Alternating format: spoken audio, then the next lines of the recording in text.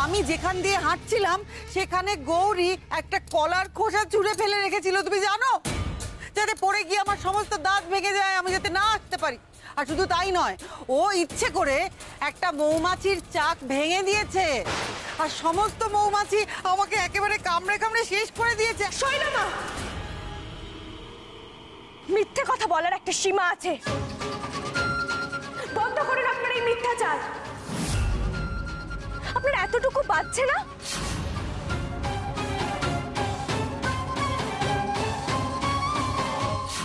একদম বাজে কথা বলবে না। কিসের মিথ্যে? হ্যাঁ, কিসের মিথ্যে? তুমি আমার ক্ষতি করার চেষ্টা করোনি? না, করিনি, বরং উল্টোটা। আপনি কলার খোসা ফেলে রেখেছিলেন যাতে আমি পড়ে গিয়ে হাত পা ভাঙি, কিন্তু মা আমাকে বাঁচিয়েছে। আর মৌমাছি আমার পোষা কুকুর নয় যে লেলিয়ে দিলে আপনাকে কামড়াবে। আপনি অন্যায় করেছেন, তারই শাস্তি পেয়েছেন। বরং আমি আপনার সেবা করেছিলাম, আপনার সেবা করতে গিয়ে এখানে আসতে আমার দেরি হয়ে গেছে। কই, সেই প্রসঙ্গে তো আমি একটা কথাও বলিনি। আর আপনি কি সুন্দর অম্লান বদলে আমার সম্পর্কে এতগুলো মিথ্যা কথা বলে দিচ্ছেন। মিথ্যে বলছি, তাই তো? আমি যে মিথ্যে বলছি তার কোনো প্রমাণ আছে তোমার কাছে?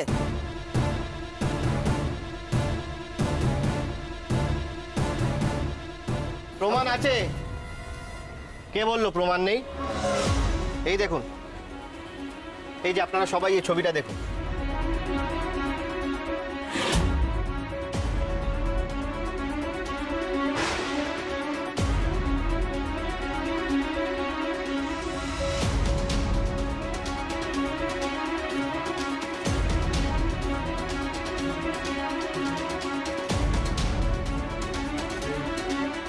এই ছবিটা আমার মেজ বৌদি তুলেছে মজার ছলে, আর আমাকেও মজার ছলেই পাঠিয়েছিল। অবশ্য ছবিটা তোলার সময় নিশ্চয়ই ভাবিনি যে এই ছবিটা প্রমাণস্বরূপ কাজে লেগে যাবে।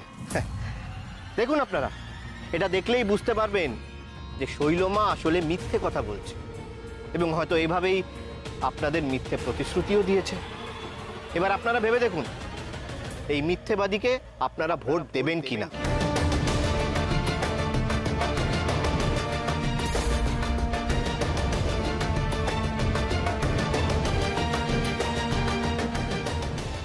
কি হলো? আমার মুখের দিকে হাঁ করে দাঁড়িয়ে কি দেখছো? চলো এখান থেকে।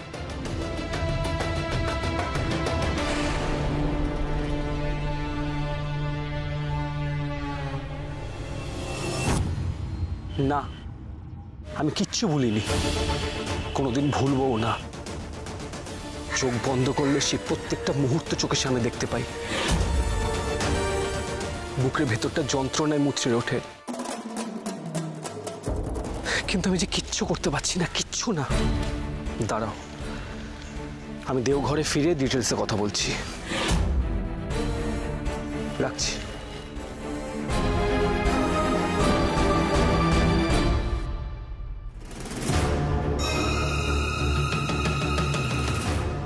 দেওঘরে কার সঙ্গে কথা বলছিল মৈনাক?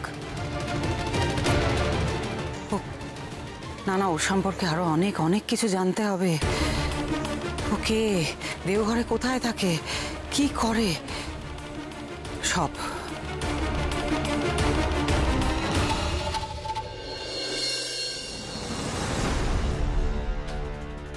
নানা দিক থেকে সত্যি খুব চাপে পড়ে গেছি আমি। একদিকে ওই মৈনাক ছেলেটা আমার সম্পর্কে কি জানে, কতটা জানে, কিছুই বুঝতে পারছি না। আবার ওদিকে গৌরী সমানে আমার পথের কাঁটা বিছিয়েই চলেছে। কি করে যে সমস্যা থেকে বেরোই। অভিনন্দন শৈলমা, অভিনন্দন। আপনার জয়ের জন্য আপনাকে অগ্রিম অভিনন্দন জানিয়ে রাখলাম। কি? আমি আমি জিতবো? না না, কিন্তু জিতবেন না মানে? অবশ্যই জিতবেন আপনি, আলবাত জিতবেন। আমার নেটওয়ার্ক কাল যেভাবে কাজ করেছে না, তাতে আপনি অবশ্যই জিতবেন। দেখুন, পাবলিক গৌরীকে যতই ভোট দিক না কেন, আমার ছেলেরা দ্বিগুণ ছাপ্পা ভোট দিয়েছে, এবং যতগুলো বুথ আমি ক্যাপচার করেছি না, তাতে আপনার জয় একেবারে নিশ্চিত। আমি ভাবতেই পারছি না। না না, সত্যি আপনাকে যে আমি কি বলে ধন্যবাদ দেবো সেটাই তো বুঝতে পারছি না। গৌরী যা বাড়াবাড়ি শুরু করেছিল না, আমাকে অপমান করার দুঃসাহস দেখানো, তাই তো? একবার শুধু ভোটে জিতেনি, ব্যাস। তারপর ওকে দেখাচ্ছি মজা, কড়ায় গন্ডায় সব বুঝিয়ে দেবো আমি ওকে হিসেব। শৈলমা, আপনি আমাকে বলেছিলেন না মইনাকে ঠিকানা জোগাড় করতে? এই যে।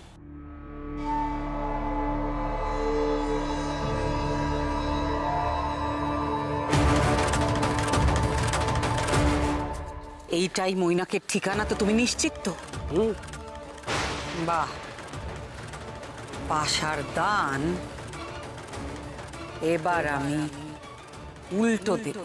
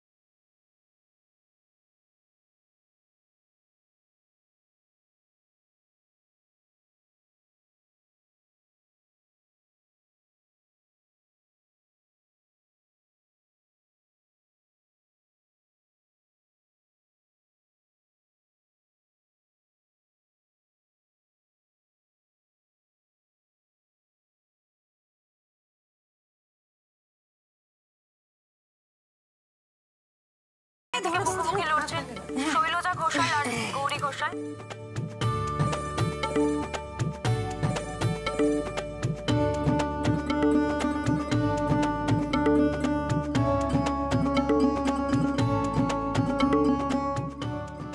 শৈলমা, হ্যাঁ, আপনার চা। উফ, আমি চাই না এসব, আমাকে বিরক্ত করো না, দেখছো আমি। যাও এখন।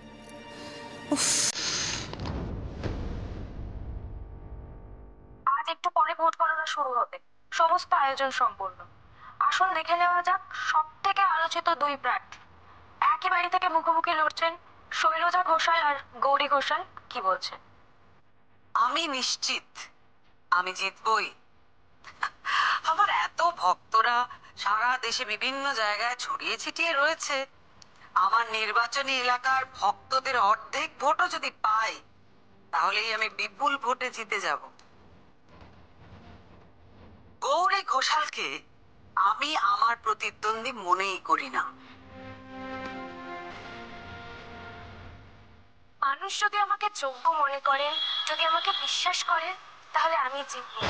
আর জেতা হারা আমার কাছে বড় নয়। মায়ের নির্দেশে আমি মানুষের সেবা করতে এসেছি। মা যা চাইবে তাই হবে। দারুণ হয়েছে। না না, সত্যি সত্যি, মানে মাইকের সামনে এত কনফিডেন্টলি ইন্টারভিউ দেওয়া কিন্তু খুব শক্ত, এটা সহজ নয়। খুব ভালো হয়েছে গৌরী, খুব ভালো। Very good, very good, very good. যারা এখন গৌরীকে আন্ডার এস্টিমেট করে না, তারাই আসলে মূর্খের স্বর্গে বাস করছে। গৌরী এখন কত ম্যাচিওরড হয়ে গেছে।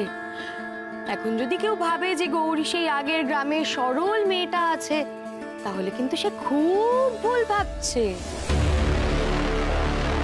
বাবা, গৌরী তো দেখছি একেবারে জননেত্রী হয়ে উঠেছে। সত্যি রে ভাই, একটা কথা কিন্তু মানতেই হবে, গৌরী কি সুন্দর একটু হেজিটেট না করে বক্তব্য রাখলো। গৌরী আমাদের সব কাজে করিতকর্ম, মায়ের আশীর্বাদ সবসময় ওর সঙ্গে আছে। উফ, হয়েছে তোমাদের এই গৌরীর প্রশংসা করা বন্ধ করো তো। আমি কিচ্ছু শুনতে পাচ্ছি না টিভিতে তোমাদের জ্বালায়। যে রেজাল্ট বেরোক, কে জেতে সেটা দেখা যাক, তারপরে তো বোঝা যাবে কে কত বড় কেউ কেটা। আর বাবা, জিতলে তো এ বাড়িরই কেউ একজন জিতবে, হয় তুই জিতবি না হলে গৌরী জিতবি। কি বললে তুমি? বাড়ি বাড়ির একজনও কেউ আমাকে ভোট দিয়েছে নাকি?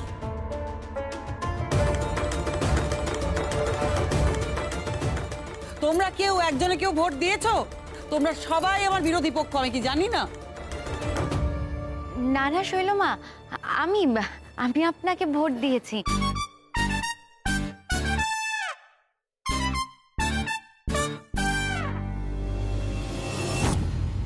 কাউন্টিং শুরু হয়নি তো? এই একদম ছবে না, ছবে না। ওঠো ওঠো ওঠো। তোমার সাহস তো কম না।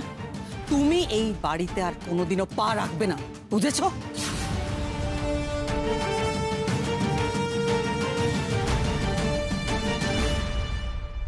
অ্যান্টনি অ্যান্ড জেন, এই নামটা তুমি চেনো?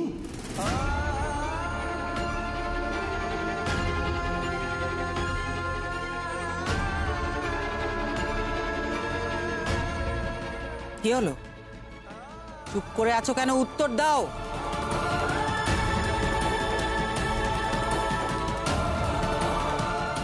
চেনো তুমি? হ্যাঁ, আমি ওখানেই বড় হয়েছি, মানুষ হয়েছি। ঈশ্বর, আমি কি কি শুনছি? তুমি অনাথ আশ্রমে বড় হয়েছো, তারপর তুমি ঘোষাল বাড়িতে পা রাখার দুঃসাহস দেখিয়েছো, এই বাড়িতে যেখানে মা মা ঘোমটা কালী বিরাজমান। এসব আপনি কি বলছেন শৈলমা? বাবা মায়ের পরিচয় কি মানুষের একমাত্র পরিচয়? তার নিজের কাজ, নিজের পরিচয় বলে কিচ্ছু নেই। আর আপনি মায়ের দোহাই দিচ্ছেন। আমরা সবাই মায়ের সন্তান। মা তার সন্তানদের মধ্যে কোনো ভেদাভেদ করে না। তুমি বেশি বড় বড় কথা বলতে এসো না গৌরী। তুমি নিজে কি তুমি সেটা ভুলে গেলে? তুমি তো নিজেই অজ্ঞাত কুলশীলা। তোমার বাবা মার তো কোনো ঠিক ঠিকানাই নেই, তার উপর আবার বাইজি বাড়ি ফেরত। সত্যি বলছি, ঈশান ছেলেটা না খুব ভালো, আর আমরা সবাই ঈশানকে খুব ভালোবাসি, তাই ওর মুখ চেয়ে চুপ করে আছি, না হলে কবে তোমাকে ধাক্কা দিয়ে বাড়ি থেকে বের করে দিতাম। দিদি, তুই গৌরীকে এই বাড়ি থেকে তাড়াতে পারিসনি, সেই জন্যই তোর এত রাগ, আর সেই রাগটাই মৈনাকের উপরে দেখাচ্ছিস তুই। তুই চুপ কর, একদম বড় বড় কথা বলবি না তুই। কি হলো? তুমি এখানে দাঁড়িয়ে দাঁড়িয়ে কি শুনছো? এক মুহূর্ত তোমাকে আমি দেখতে চাই না, যাও, বেরিয়ে যাও এখান থেকে।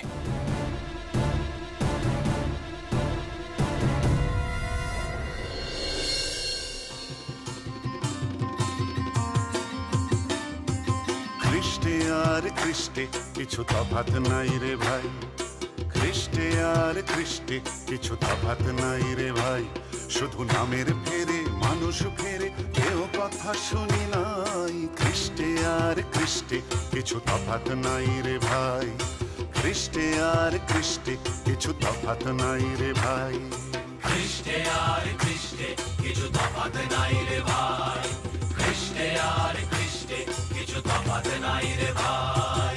আমার খোদা যে হিন্দুর হরিষে, আমার খোদা যে হিন্দুর হরিষে, ওই দেখো শ্যাম দাঁড়িয়ে আছে, আমার মানব জন্ম সফল হবে যদি রাঙা চরণ পাই, খ্রিস্টে আর খ্রিস্টে কিছু তফাৎ নাই রে ভাই, খ্রিস্টে আর খ্রিস্টে কিছু তফাৎ নাই রে ভাই, খ্রিস্টে আর খ্রিস্টে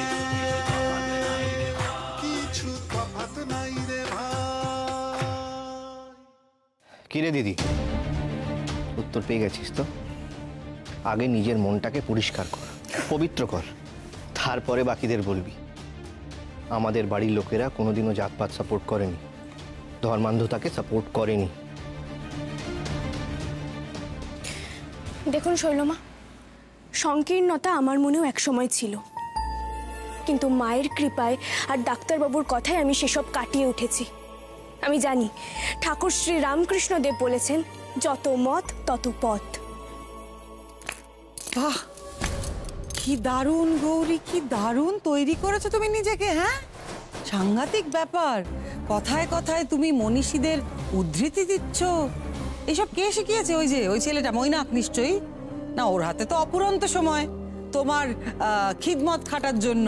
যে মানুষের মানসিকতা সৎ, প্রচেষ্টা সৎ, তার জন্য আমি সবসময় হাজির শৈলমা, কিন্তু আমি কোনো ধান্দাবাজের সঙ্গে নেই। ভোট গণনা ইতিমধ্যে শুরু হয়েছে। আচ্ছা আচ্ছা, শোনো, এবার এসো, ভোটের গণনা শুরু হয়ে গেছে। তাড়াতাড়ি, এই গৌরী এসো, তাড়াতাড়ি এসো, বসো। এই বসে বসো বসো। হ্যাঁ, যতটুকু খবর পাওয়া যাচ্ছে, 2 রাউন্ড গণনার পর মানববাবুর পার্টির সবকটি কেন্দ্রে পিছিয়ে আছে।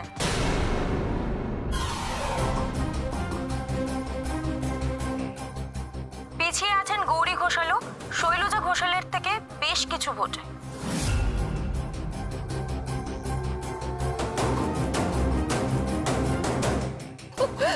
আমি জানতাম আমি জিতবো। এই গোটা পৃথিবীতে কেউ আমাকে হারাতে পারবে না, মন্ত্রী হওয়া থেকে আমাকে আটকাতে পারবে না।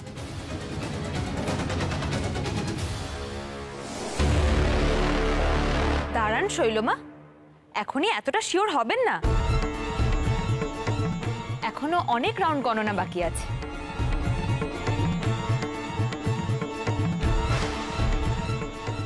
শৈলমা, সকালটা দেখেই বোঝা যায় দিনটা কিরকম যাবে, বুঝতে পেরেছেন তো? আমি না আগেই জানতাম, আমি শিওর আপনি লিড করছেন মানে আপনি পিছবেনই না।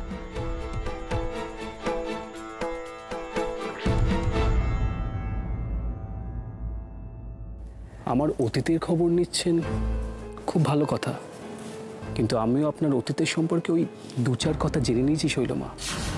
ভাবছি সেই কথাগুলি এখানে আপনার মতো করে বলবো কিনা। একদম চুপ করো। কি কি জানোটা কি তুমি? আচ্ছা, আপনার কি ডক্টর সমরেশ ঠাকুরের নামটা চেনা চেনা লাগছে? দেওঘরে খুব বড় গাইনোকোলজিস্ট। মানে কি বলতে চাইছো কি তুমি? আর দত্তভিলা আপনার তো জানারই কথা, ওই মন্দির রোডের পাশে দত্তভিলা।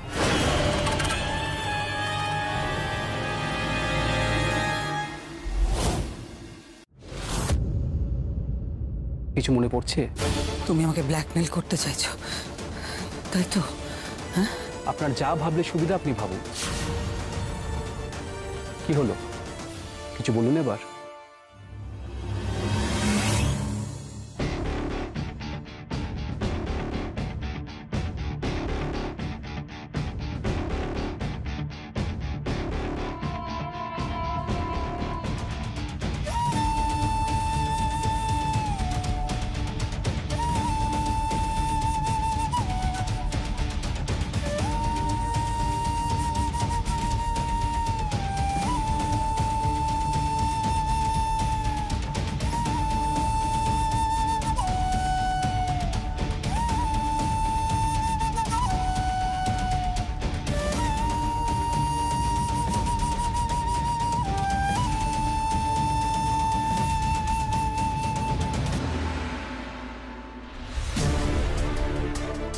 ওমা, শৈলর আবার কি হলো?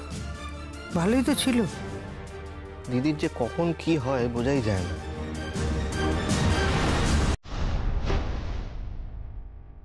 আরেক রাউন্ড গণনা ইতিমধ্যে শেষ হয়েছে। শৈলজা ঘোষাল গৌরী ঘোষালের থেকে ব্যবধান আরো বাড়িয়ে নিয়েছে।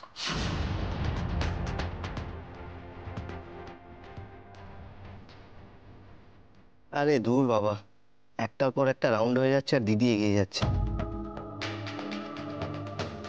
গৌরী পিছিয়ে যাচ্ছে। এর পরের কয়েকটা বুথের কাউন্টিং খুব ইম্পর্টেন্ট।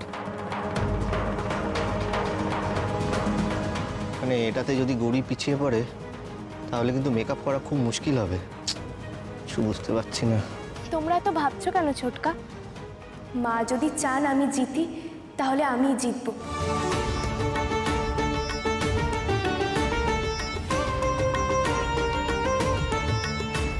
আমি মায়ের নির্দেশে ভোটে দাঁড়িয়েছি, মা কি কখনো আমাকে হারতে দিতে পারে?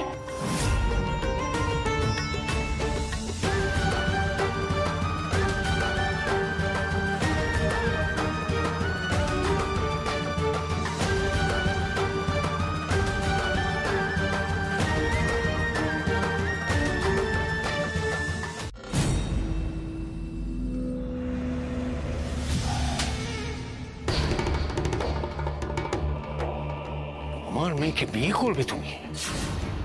এত বড় সাহস তোমার? তুমি জানো ওকে কিভাবে ওকে বড় করা হচ্ছে? ও হচ্ছে দেবী, তুমি দেবীকে অপবিত্র করেছো। শুনে রাখো, শৈল কারুর ঘরণী হয়ে ঘর সংসার করার জন্য, সন্তান প্রতিপালন করার জন্য জন্মায়নি। আর কোনোদিন যদি আমার সামনে এমন কথা বলেছো, তোমার জীব আমি টেনে ছিঁড়ে নেবো। সব বেরো এখান থেকে, বেরো। আহ, কি করছো কি? আরে ও তো বিয়ে করে পিতৃতে দায় নিতে চেয়েছে, ফেলে তো পালিয়ে যায়নি। আর তোমার মেয়েরও দোষ কিছু কম নয়। তুমি থামো। একটা একটা কথা মাথার মধ্যে গেঁথে নাও, ভবিষ্যতে আর কোনোদিন যদি শৈলর সঙ্গে যোগাযোগের চেষ্টা করেছো বা এবারই আশেপাশে ঘুরঘুর করেছো বা তোমাদের এই পাপের কথা কাউকে বলেছো, তাহলে পরদিন আর সূর্যের আলো দেখতে পাবে না। প্রয়োজনের অসময় ঘোষাল কত ভয়ঙ্কর হতে পারে তোমার কল্পনাতেও নেই। যাও।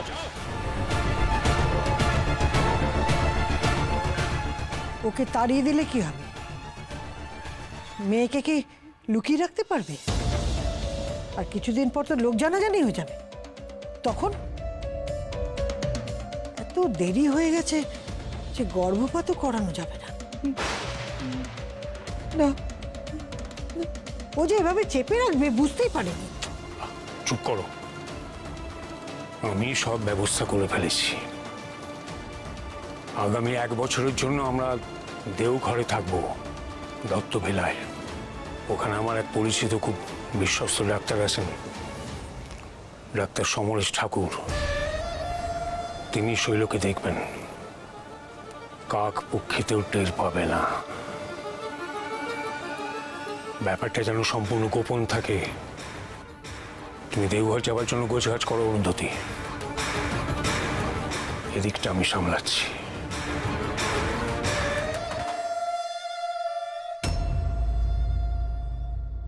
হ্যাঁ, ভয় পেয়েছে।